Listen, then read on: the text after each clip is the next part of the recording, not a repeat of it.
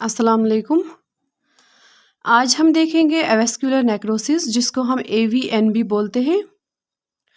एवेस्क्युलर necrosis को हम बोलते हैं aseptic necrosis, osteonecrosis and ischaemic necrosis. Avascular necrosis is the death of bone tissue due to the lack of blood supply. Avascular जो necrosis है ये हम बोलते हैं ये जब बोन टिश्यू जो है उसमें डेथ होती है, किसकी वजह से? Due to a lack of blood supply.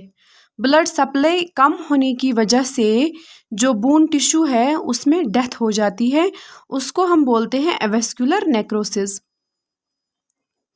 एवेस्क्युलर necrosis is a painful bone and bone condition that gets worse over time and can affect your mobility. It occurs when something cuts off blood flow to one of your bone. Avascular necrosis जो है वो बहुत painful condition होता है, वो time के साथ साथ बहुत पेनफुल हो जाता है और उसमें क्या होता है ये इफ़ेक्ट पड़ता है मोबिलिटी पे, उससे रेंज ऑफ मोशन भी कम हो जाता है और बहुत ज़्यादा जो है ये वर्स हो जाता है टाइम के साथ साथ। Avascular necrosis can affect bone tissue in any joint but typically targets your hip. Other joints that can develop avascular necrosis including ankles, jaw, knees, upper arm जिसको हम ह्यूमरस भी बोलते हैं and shoulder। अब जो avascular necrosis है ये क्या इफ़ेक्ट उस पर किस किस पे इफ़ेक्ट पड़ता है? जॉइंट्स पे इफ़ेक्ट पड़ता है बहुत ज़्यादा। जो है जॉइंट्स किस पे इफ़ेक्ट पड़ता है? जो हिप जॉइंट है वो कॉमन है, उसमें एवेस्कुलर नेक्रोसिस ज़्यादा होता है हिप में, और इसके साथ साथ एंकल्स में भी हो सकता है, जॉज में भी हो सकता है, नीज अप एंड अपर आर्म में भी हो सकता है, एंड शोल्डर में भी जो है वो एवेस्कुलर नेक्रोसिस हो सकता है। अब हम देखेंगे काजेस क्या है एवेस्कुलर नेक्रोसिस के। Hip fractures and dislocation. Hip fracture अगर हो जाए पेशेंट में या डिसलोकेट अगर हो जाए हिप, तो उसकी वजह से क्या होता है एवेस्कुलर नेक्रोसिस हो जाता है, और ये 20% पीपल में हो जाता है। ऑस्टियोपोरोसिस की वजह से भी जो है वो एवेस्कुलर नेक्रोसिस हो सकता है। ऑस्टियोपोरोसिस क्या है? It is a bone disease that develops when bone mineral density and bone mass decreases और when the structure and strength of bone changes. This can lead to a decrease in bone strength that can increase the risk of fracture.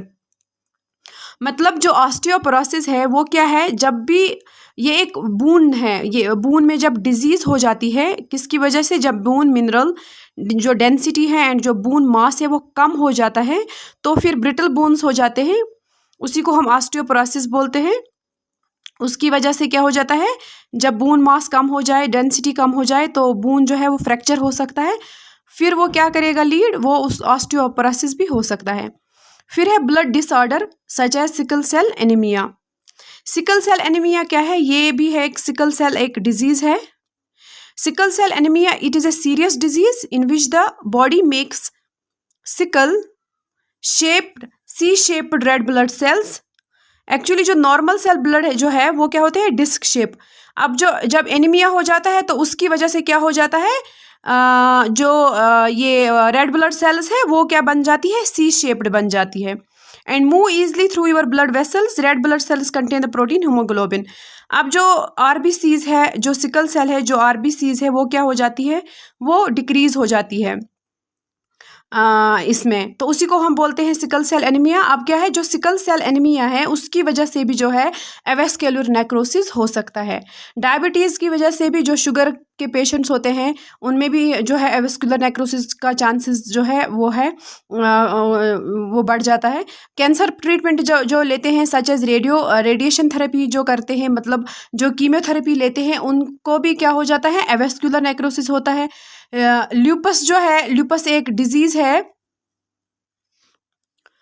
Lupus जो है वो क्या है? It is a chronic auto immune disease that occurs when your bodies immune system attacks your own tissue and organs. अब जो lupus है इसको हम बोलते हैं सिस्टमैटिक ल्यूपस इरिथ्रोमेटोसिस भी। इसमें ये क्या है, ये एक ऑटो इम्यून डिजीज़ है जो अटैक करता है खुद के ही टिश्यूज़ एंड ऑर्गन्स पे। अब ये इसमें बहुत ये भी पेशेंट जो है वो बहुत पेन होता है, पेशेंट को फटीग हो जाता है, जो इन्फ्लेमेशन आ जाता है। अब इस लूपस की वजह से भी क्या हो जाता है, पेशेंट जो है उसको क्या है, एवेस्कुलर नेक्रोसिस हो जाता है। उसके बाद क्या है, उसके बाद है ऑर्गन ट्रांसप्लांट। अगर कोई ट्रांसप्लांटेशन हो किसी ऑर्गन का तो उसकी वजह से भी हो जाता है। एक्सेसिव यूज़ ऑफ अल्कोहल, जो लोग बहुत ज़्यादा अल्कोहलिक है, जो बहुत अल्कोहल पीते हैं, शराब पीते हैं, उसकी वजह से भी क्या हो जाता है, एवेस्कुलर नेक्रोसिस हो जाता है। स्मोकिंग की वजह से भी होता है। प्रोलॉन्ग कॉर्टिकोस्टेरॉइड्स, जो बहुत टाइम से जो है स्टेरॉइड्स खाते हैं, उन लोगों को भी क्या हो जाता है, जो एवेस्कुलर नेक्रोसिस हो जाता है। फिर है कोलिजन वास्कुलर डिजीज़, SLE, ये वही है जो ल्यूपस मैंने बोला है, सिस्टमैटिक ल्यूपस एरिथ्रोमेटोसिस, ये वही डिजीज़ है, उसकी वजह से भी क्या होता है, एवेस्कुलर नेक्रोसिस हो सकता है। एंड गॉशर्स डिजीज़ जो है, गॉशर्स डिजीज़ क्या है, ये एक लाइजोसोमल स्टोरेज डिसऑर्डर है। एंड ये क्या करते हैं, फैटी जो सब्सटेंस है वो फॉर्मेशन करता है किसमें, स्प्लीन में एंड बोन्स में, लिवर में भी। एंड ये क्या है, Gaucher disease is a lysosomal storage disease in which abnormal amount of glycolipids accumulate in body due to a lack of enzyme glucocerebrosidase. अब ये क्या है, इसमें क्या हो जाता है, जो जिन लोगों को ये डिजीज़ होती है, ये भी एक बहुत बड़ा टॉपिक है, इंशाल्लाह आगे जो वीडियो है उसमें हम डिस्कस करेंगे ये। अब उसकी वजह से भी क्या हो जाता है, एवेस्कुलर नेक्रोसिस हो सकता है। फिर है मेटाबॉलिक डिजीज़, गाउट होती है, गाउट जो है उसकी वजह से भी रिनॉल फेरियल एंड हाइपरलिपिडीमिया। हाइपरलिपिडीमिया का है, जिनको लोगों को कोलेस्ट्रॉल जो है वो हाई होता है, उसकी वजह से भी क्या हो जाता है, ये एवेस्कुलर नेक्रोसिस हो सकता है। ये था उसके काजेस की किन किन चीज़ों की वजह से जो है एवेस्कुलर नेक्रोसिस हो सकता है। अब हम देखेंगे कौन कौन से जो बून है वो इफेक्ट होती है इसमें। एक तो होता है फिमोरल हेड जो है वो, scaphoid, talus, humeral head, radial head, humeral capitulum, medial femoral condyle, lunate and navicular. अब हम सिम्टम्स देखेंगे कि जब एवेस्कुलर नेक्रोसिस होता है तो क्या क्या सिम्टम्स हमें देखने को मिलता है। Intermittent pain that appears and ease when you put pressure on your bone and then remove the pressure.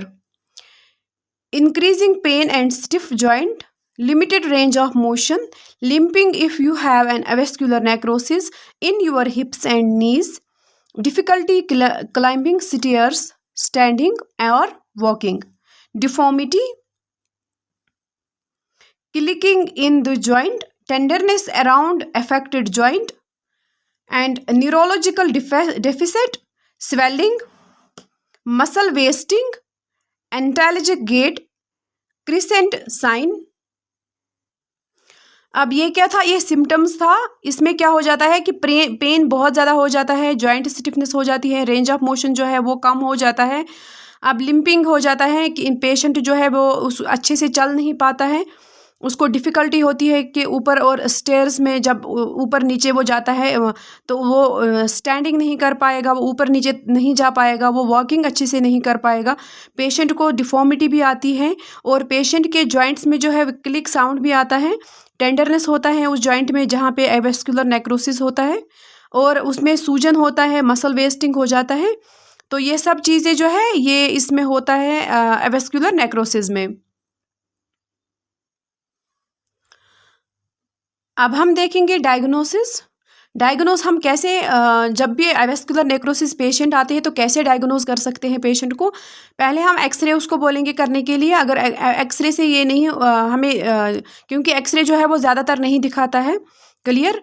फिर MRI के लिए पेशेंट जाता है, MRI बोलते हैं मैग्नेटिक रेजोनेंस इमेजिंग, और radio nuclide bone scan and biopsy. ये जो है ये डायग्नोस है किसके, एवेस्कुलर नेक्रोसिस के। अब हम ट्रीटमेंट देखते हैं कि ट्रीटमेंट क्या है। मेडिकेशन है, फर्स्ट जब स्टेज आती है, जब पेशेंट को एवेस्कुलर नेक्रोसिस होता है तो फर्स्ट क्या है, फर्स्ट हम सर्जरी पे नहीं जाते हैं, पहले मेडिकेशन ही करता है patient. Medication in early stages of avascular necrosis, certain medications में हेल्प सिम्टम्स एंड मेडिकेशन में क्या देते हैं, non steroidal anti inflammatory drugs and osteoporosis drugs.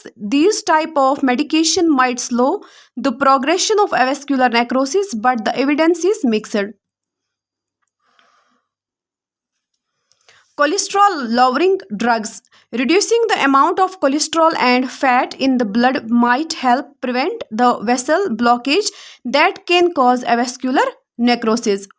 Medications that open blood vessels, ventivases, might increase blood flow to the affected bone. ये जो है ये medications है, ये हम दे सकते हैं जो एवेस्कुलर नेक्रोसिस पेशेंट है। इनिशियली अगर एवेस्कुलर नेक्रोसिस पेशेंट जो है, जिसको हम AVNB बोलते हैं, अगर पेशेंट आए तो पहले ही हम ये ट्रीटमेंट, ये जो मेडिकेशन है ये पेशेंट को देना पड़ता है। ये मेडिकेशन खाने से जो है पेशेंट जो है एवेस्कुलर नेक्रोसिस से बच सकता है। अब क्या है, blood thinners for clotting disorder. Blood thinners such as warfarin, Jantoin might prevent clots in the vessels feeding the bones. तो ये जो है ये सब कुछ दे सकते हैं, थेरेपी करवा सकते हैं patient, rest, exercises, electric stimulation, वो सब कुछ दे सकते हैं इनिशियली। अगर पेशेंट ठीक नहीं होगा तो फिर क्या करना है, सर्जिकल जो है सर्जिकल प्रोसीजर्स करना पड़ता है पेशेंट को, जिसमें क्या आता है, पहला जो है वो core decompression. A surgeon removes part of the inner layer of bone besides reducing pain, the extra space inside the bone triggers the production of healthy bone tissue and new blood vessels. फिर bone transplant भी कर सकते हैं, जिसको हम grafting बोलते हैं। This procedure can help strengthen the area of bone affected by avascular necrosis. The graft is a section of healthy bone taken from another body part. उसके बाद बोन जो है रिशेपिंग करवा सकते हैं, जिसको हम ऑस्टियोटॉमी बोलते हैं। A wedge of bone is removed above or below a weight bearing joint to help shift weight of the damaged bone. Bone reshaping might help postpone joint replacement. Joint replacement. If the affected bone has collapsed or other treatment are not helping, surgery can replace the damaged part of the joint with plastic or metallic parts. Regenerative medicine treatment. Bone marrow aspirate and concentration is a newer procedure that might help avascular necrosis of the hip in early stages. During surgery, the surgeon removes a sample of a dead hip bone and inserts stem cell taken from bone marrow in its place. This might allow new bone to grow. ये जो था ये पूरा procedure था, surgery procedures थे। Joint replacement था, regenerative जो medicine treatment था, एंड ये कोर डिकम्प्रेशन था, ग्राफ्टिंग था एंड ऑस्टियोटॉमी था। ये सब जो है ये सर्जिकल प्रोसीजर्स है।